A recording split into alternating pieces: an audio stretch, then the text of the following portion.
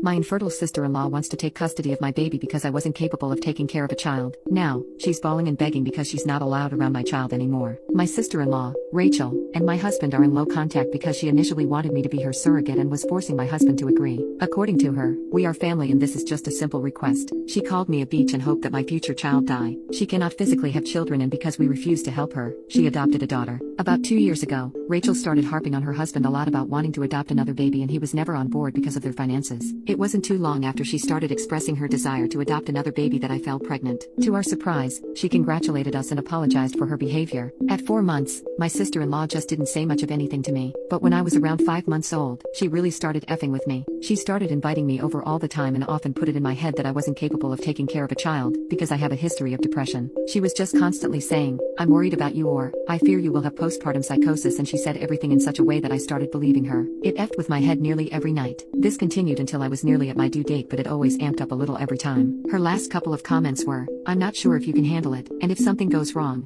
I'm going to have to fight my brother for custody of the baby, and you know I will take custody of the baby if you can't handle it." And it got to my head so much that I stupidly thought she was just showing concern and not being manipulative. She constantly rubs and listens to my belly, appearing to be so excited. I just thought she was an excited aunt since her only sibling is my husband. Anyway, I gave birth in October and my sister-in-law came over to see the baby when she was about 1 week old. She only brought fruits for me and nothing for the baby. She said that she collects all the baby's stuff in a room and that it's okay since the baby will be in her house constantly. I asked what she meant and she said that I might have an attack, so her house could be a safe place for my daughter. When she was holding her, she started to cry and I went to take her back. She shooed me away and said, "No, she's fine." Just started bouncing my kid until she eventually fell asleep. She commented that the baby was obviously so much more comfortable with her than it was with me. Unfortunately, I did have PPD and I just didn't say anything and clammed up. And as soon as she left 2 hours later, I lost it and bawled my eyes out while holding my daughter. I was thinking that maybe I am not really a good mother. Honestly, it made my PPD worse if anything. Because of that interaction, I didn't want anyone near my daughter or to hold her. My husband got really concerned with me and we agreed that I needed help. I ended up checking myself into therapy. I'm loads better now, but through therapy, I have developed a very large, overdue, shiny spine. Through therapy and some realization, I can now see that my sister-in-law was using manipulation tactics to make me feel less so I would give her custody of my daughter. I have talked to my therapist about all of this and she has documented it. She's the one who encouraged me to put forward boundaries with my sister-in-law and cut her off for me and the baby's sake. Well, my sister-in-law asked me last week if she could come steal the baby away for some snuggles. I told her no. She asked why and I was honest and said that I don't trust her because of all of her comments throughout my pregnancy and her refusal to hand my daughter back to me like I requested when she was here. So no, she wasn't allowed around my baby at all. She argued that I could not just cut her off with no warning and that this just proves that she was right and that I was clearly having a manic episode, and told me that I was simply unable to see that I was potentially putting my baby in danger and that I should be allowing family, also known as her,